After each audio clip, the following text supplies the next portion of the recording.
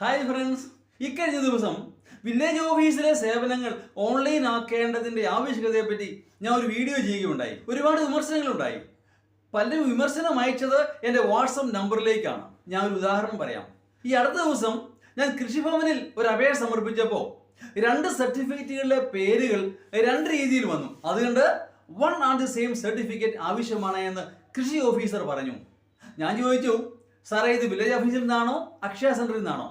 അദ്ദേഹം കൃത്യമായി പറഞ്ഞു, ഈ സർട്ടിഫിക്കറ്റ് വില്ലേജ് ഓഫീസിൽ നിന്നാണ് നൽകേണ്ടത്. ഓക്കെ, ഞാൻ വില്ലേജ് ഓഫീസിൽ പോയി. അവിടെ ചെന്നപ്പോൾ വില്ലേജ് ഓഫീസർ പറഞ്ഞു, ഇഷ്യൂ ചെയ്യുന്നത് ഇവിടെ നിന്നാണെങ്കിൽ പോലും അപേക്ഷ സമർപ്പിക്കേണ്ടത് അക്ഷയ സെന്ററിലാണ്. ഓക്കെ, ഞാൻ വീണ്ടും അക്ഷയ സെന്ററിൽ ചെന്നു.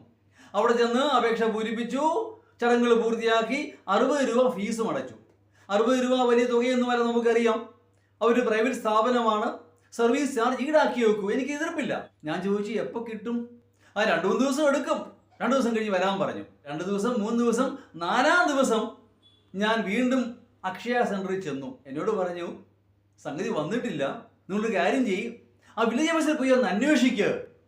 അതിന് പ്രകാരം ഞാൻ വീണ്ടും 2ാമതും ആ വില്ലേജ് ഓഫീസിൽ ചെന്നു. ഓഫീസർ പറഞ്ഞു, സംഗതി വന്നിട്ടുണ്ട് കേട്ടോ, ഇപ്പം ശരിയാക്കാം. തൻ്റെ മുന്നിലിരുന്ന കമ്പ്യൂട്ടറിൽ നോക്കി എന്തോ ശരിയാക്കിയിട്ട് പറഞ്ഞു, സംഗതി ശരിയായിട്ടുണ്ട്. അപ്പം ഞാൻ ചോദിച്ചു, അതിന് തന്നൂടെ?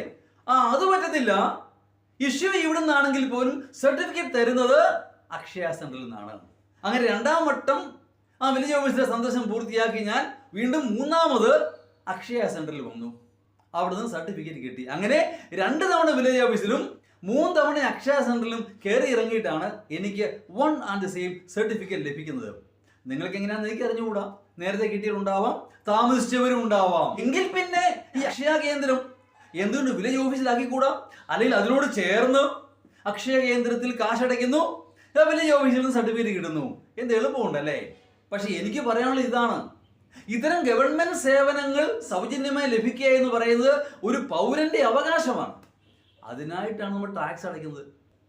വസ്തുവികരവും കെട്ടിട നികുതിയൊക്കെ പഴയ പോലെ ഒന്നുമല്ല, വലിയ വലിയ തുകകളാണ്. എങ്ങാനും താമസിച്ചാൽ പിന്നെ പലിശ, പിഴപ്പലിശ ഇങ്ങ് കൂടിക്കൊണ്ടിരിക്കും. അങ്ങനെ കൃത്യമായിട്ട് നമ്മൾ ടാക്സ് അടയ്ക്കുന്നത് ഇത്തരം ഗവൺമെന്റ് സേവനങ്ങൾ സൗജന്യമായി കിട്ടാനാ. അതെന്തേ ആരും പരിഗണിക്കുന്നില്ല? അതാണ് എൻ്റെ ചോദ്യം. അതിനുപരി അങ്ങോട്ടും ഇങ്ങോട്ടുള്ള യാത്ര, സമയനഷ്ടം എല്ലാം കൂടി പരിഗണിക്കുമ്പോൾ ഈ സംവിധാനം മാറണമെന്ന് തന്നെ ഞാൻ ഉറപ്പിച്ചു പറയും. നിങ്ങൾ യോജിക്കുമോ ആവോ എനിക്കറിഞ്ഞുകൂടാ. കമന്റുകൾ പ്രതീക്ഷിക്കുന്നു. വീഡിയോയ്ക്ക് ചുവട്ടിൽ വാട്സപ്പ് നമ്പറിലല്ല.